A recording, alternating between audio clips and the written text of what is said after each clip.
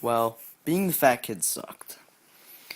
Do you know what it's like being that kid in your teens? It was really rough. Like, everyone around me was dating different people every week, going to parties, hanging out with girls, and I was sitting home like, yeah, I play Xbox.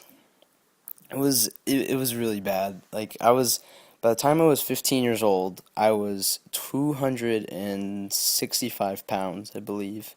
And it wasn't just it wasn't just bad on me.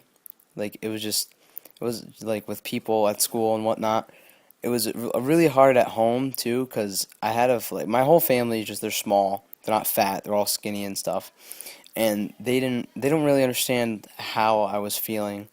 So that was also really hard because I didn't really have anyone else to go to, and I just felt absolutely terrible about myself because I would look in the mirror before like showering and whatnot, and just hate everything I saw. It made me feel absolutely miserable.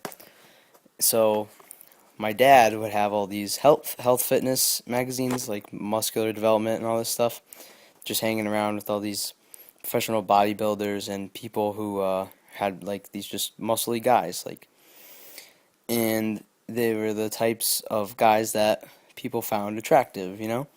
So I didn't look like the people that they considered attractive in these magazines. So I figured it's about time that I become one of these attractive people.